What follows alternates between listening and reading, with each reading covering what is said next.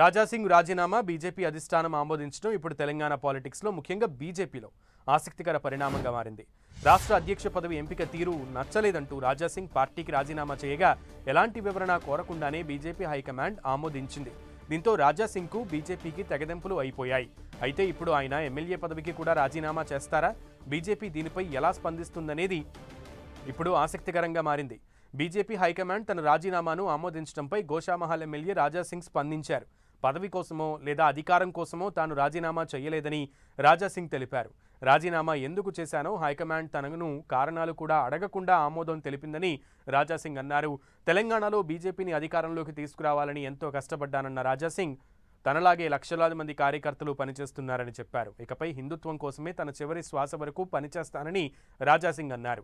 హిందుత్వ భావజాలంతో దేశానికి ప్రజలకు సేవ చేయాలనే లక్ష్యంతో 11 ఏళ్ల క్రితం బీజేపీలో చేరినట్లు చెప్పారు రాజాసింగ్.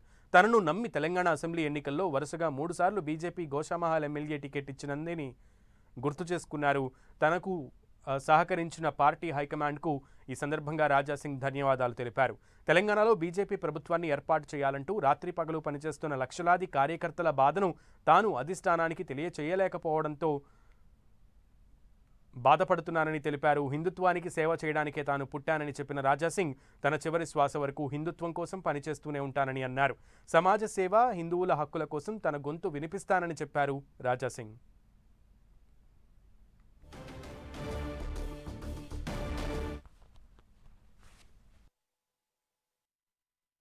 11 years ముందు నేను భారతీయ జనతా పార్టీ ఒక కార్యకర్తగా నేను భారతీయ జనతా పార్టీలో చేరినాను.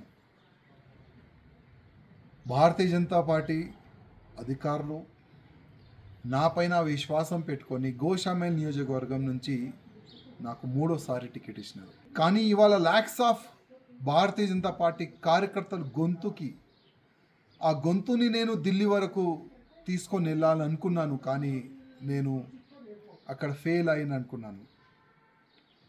ఎందుకో భారతీయ జనతా పార్టీ అధికారులు నేను రిజైన్ దేని గురించి ఇచ్చినాను, దీని వెనుక రీజన్ ఏముంది, దానికి వాళ్ళు పరిశీలించలే అనుకుంటున్నాను, చూడలేదు. కానీ ఇవాళ నుంచి కంటిన్యూగా నా దేశానికి, నా భారతదేశానికి హిందూ రాష్ట్రంగా చేయాలని, గోమాతని రక్షించడానికి, లవ్ జిహాద్ కానీ అన్ని విధాలుగా ప్రతి ఒక్క హిందూ కార్యకర్తకి ఒక ఛత్రపతి శివాజీ మహారాజ్ లాగా తయారు చేయడానికి ఇప్పటి నుంచి నేను ఇంకా అగ్రెసివ్గా నేను పనిచేస్తానని ప్రతి ఒక్క హిందూ కార్యకర్తకి నేను హామీ ఇస్తున్నాను. ఏ కార్యకర్త కూడా భయపడవద్దు. ఏ కార్యకర్త కూడా